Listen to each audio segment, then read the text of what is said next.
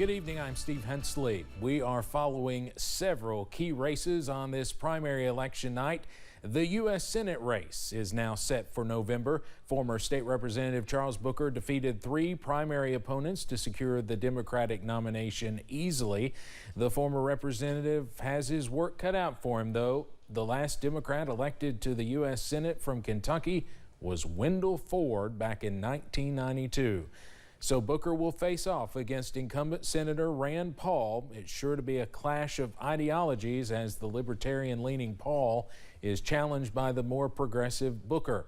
Senator Paul had several primary challengers too, but managed to cruise to a landslide victory to hold on to his seat, at least for now. Paul and Booker will square off in the crucial midterm election on November 8th. Garrett Weimer begins our election coverage by looking ahead. Democratic challenger Charles Booker celebrated in Louisville. For a night at least. How y'all doing? Soaking in the historic nature of his nomination. If anybody tells you change is not possible, if anybody tells you the ceilings can't break, tell them look at Kentucky. Tell them look at us. He'll now take his campaign, as he says, from the hood to the holler in hopes of ending up in Washington, D.C. Now it's really our chance to show the national stage what it looks like when regular people fight back. Not on partisan divides, but about humanity. The progressive Booker easily rolled to a primary win against 3 other Democrats, but he faces a far more difficult battle against 2-term Senator Rand Paul. Kentucky, I want to thank you for voting for me to be your Republican nominee for Senate. I'm honored to serve and honored to have your vote. Paul did not hold an election night watch party, instead releasing a video statement from Washington. As I do most weeks, I'm here in D.C. battling the socialists and petty tyrants. Kentucky and all of America deserve better than the massive spending, runaway debt, and crippling inflation that Biden, Pelosi, and Schumer are giving us. I'm working every day to fight back, and I hope you'll continue to support me and get out and vote this fall. Senator Paul won his first election in 2010 by more than 11 points and won re-election in 2016 by close to 15 points. And that was Garrett Weimer reporting. Now, so far in the campaign, Senator Paul has already raised roughly $20 million. Tonight, campaign finance reports show he still has $8.6 million on hand.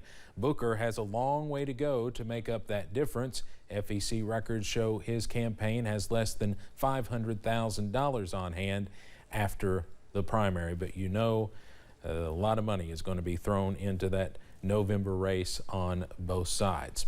Well, in Kentucky's 5th district, Congressman Hal Rogers easily won the Republican primary. He is seeking his 22nd term. The congressman was first elected in 1981. He will face Democrat Connor Halblieb in November, a political newcomer. Halblieb is a University of Louisville law student. His platform is focused on universal health care, a jobs guarantee program, and environmental protection.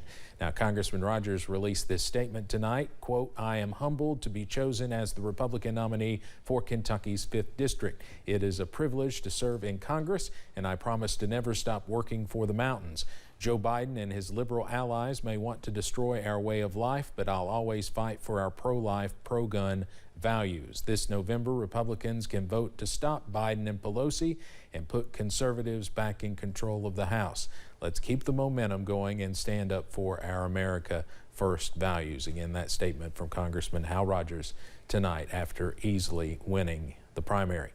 Well, in the 6th district congressional race, incumbent Andy Barr easily defeated Derek Petty's. The two Democrats are also battling to face Barr in the fall, and it looks like Jeff Young will hold on to win that race. That's 100% reporting. That one a lot closer, 52 to 48%. Jeffrey Young defeating Chris Priest.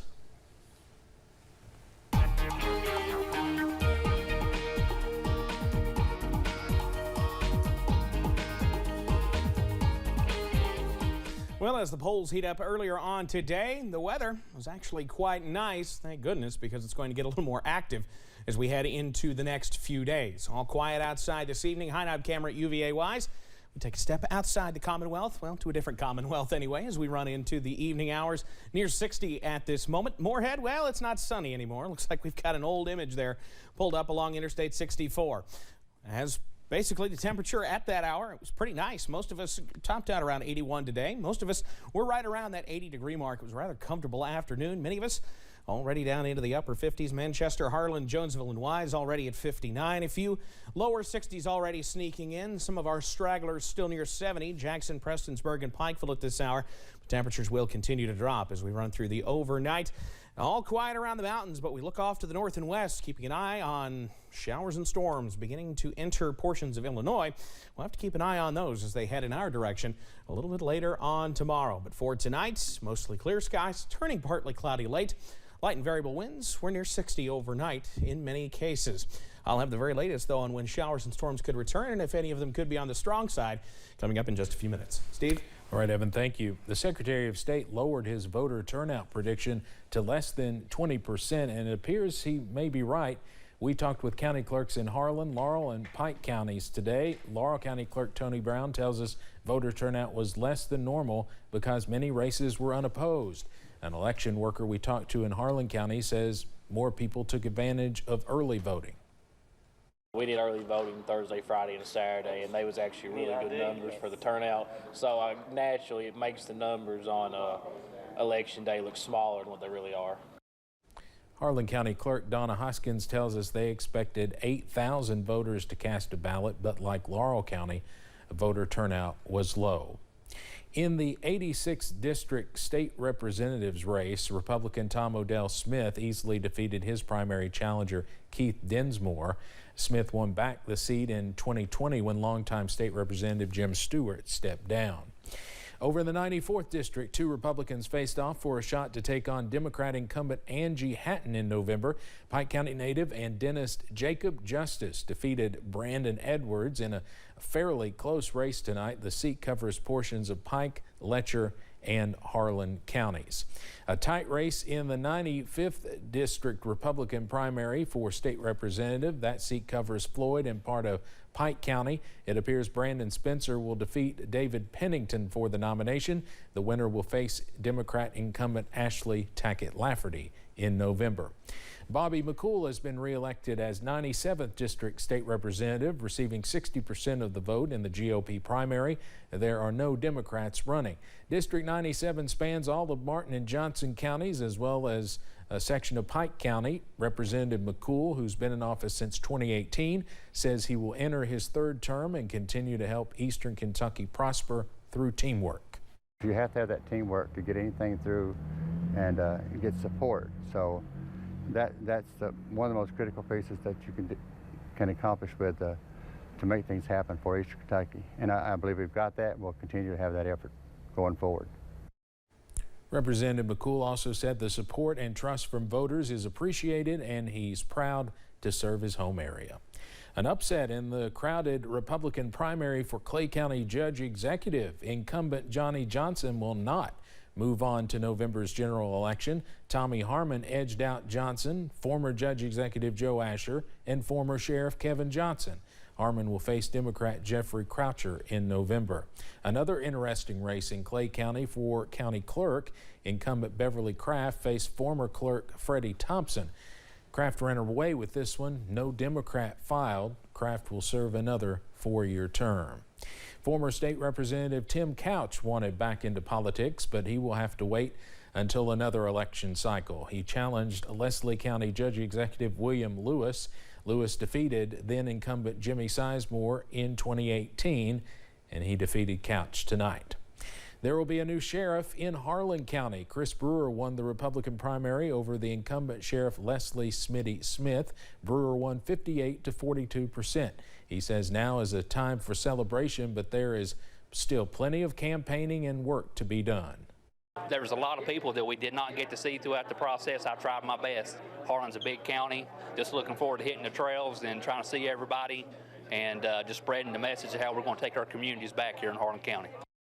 Brewer will face the Democratic candidate Mike Lunsford in November in the Harlan County Sheriff's race.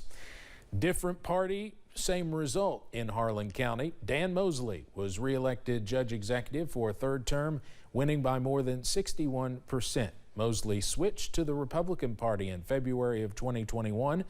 After the final results were announced, Mosley and several community members celebrated the win in the courthouse. Oh, I'm overwhelmed and overjoyed. The people of Harlan County are great. I love serving as judge executive. I'm thankful that the people have given me the opportunity to continue to do that. A third term is always hard to win.